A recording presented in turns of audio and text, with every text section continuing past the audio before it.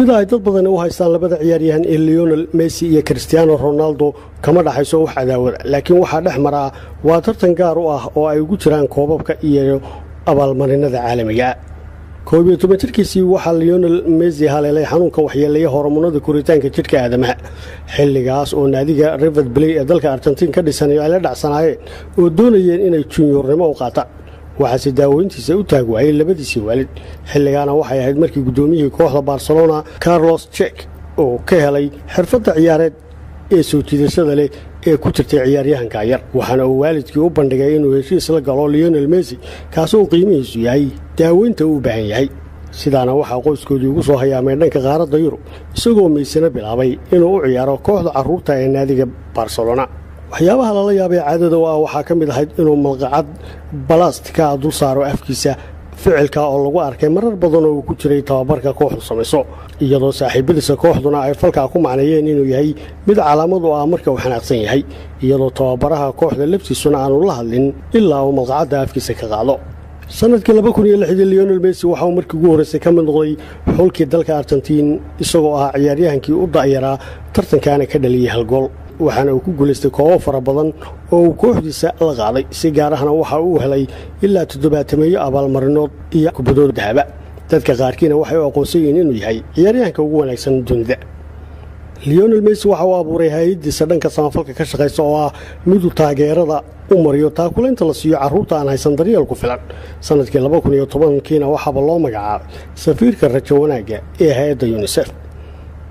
Lionel Messi waxa uu ka mid yahay ciyaartooyda ugu qanisan bahda ciyaaraha ee dunida isagoo bishiiba hela mushahar u dhigma 40 milyan oo lacagta euro ah taasoo macnaheedu yahay inuu saacadiiba helo 166 kun oo lacagtaasi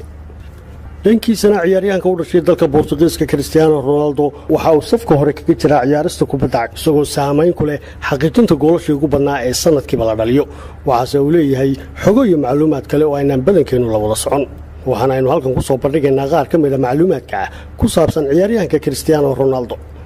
ugu horreyn waa ciyaaryahanka aan jidhkiisa ku samaynin wax sawraa isagoo arinta uga fogaaday sababo dhanka caafimaadka ah maadaama dadka jidhkooda ku sameeya sawirada iyo xariijimuhu aan dhiigooda lagu shuba karin dadka kale ee u baahan isagoo sanadkiiba mar dhiigiisa shuba oo deeq ahaan u dhiga bangiyada lagu kaydiyo dhiigga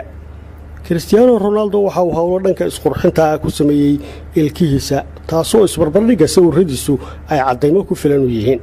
ciyaaryahanku waxa uu la macaamilaa hay'adaha madaxa bannaan si uu kaalmooyin bani'aadanimo u gaarsiiyo dadka saboolka ah ee u baahan waxaana uu saaxiib dhow la yahay dadweynaha dunida carabta isagoo kabihiisa dahabka ahna ugu deeqay hay'adda samafalka ee Real Madrid taasoo kaga qayb qaadatay dhismaha iskuulaad fara badan oo laga dhisay dhulka Falastiiniinta waxaana jirtay inuu ka soo muuqday sawirkiisu isagoo la fadhiya inay yar oo qaxooti Suuriyaana ciyaaryahankan oo ah ganacsade weyn ayaa hanti gaaraysa 70 milyan oo euro ku maalgashaday mashaariic laga dhisay 4 hodheelo caalami ah saamiyana waxa uu ku leeyahay shirkadaha Armani iyo Samsung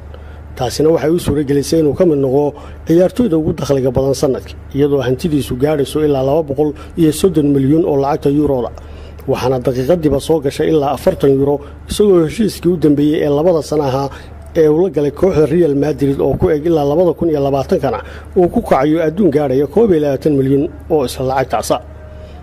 15 jirkiisii Cristiano Ronaldo waxa uu la kulmay qalliin dhanka wadnaha kadib markii uu xanuun ka haleelay qalliinkaasina waxa uu ahaa mid si wacan loogu guuleystay mana jiro wax saameyn xun ah oo qalliinkaas jirkiisa iyo awoodiisa ku yeeshay waxaase ay u sii kordhisay orodkii iyo dheerayntii uu dhashay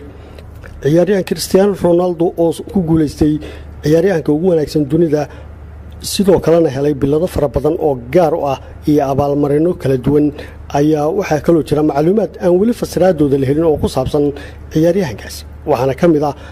xidhashadiisa garanka gacmo dheeraha ee uu ciyaar walba soo xidho xitaa xilliyada kulaylaha oo ay ciyaartooyda kale ee kooxdu xidhaan garamada gacmo gaabka waana sir u gaara oo u dahsoon mana jirto cid daaha qaaday ilaa hadda sababta uu had iyo jeer u xidho garamada gacmo dheeraha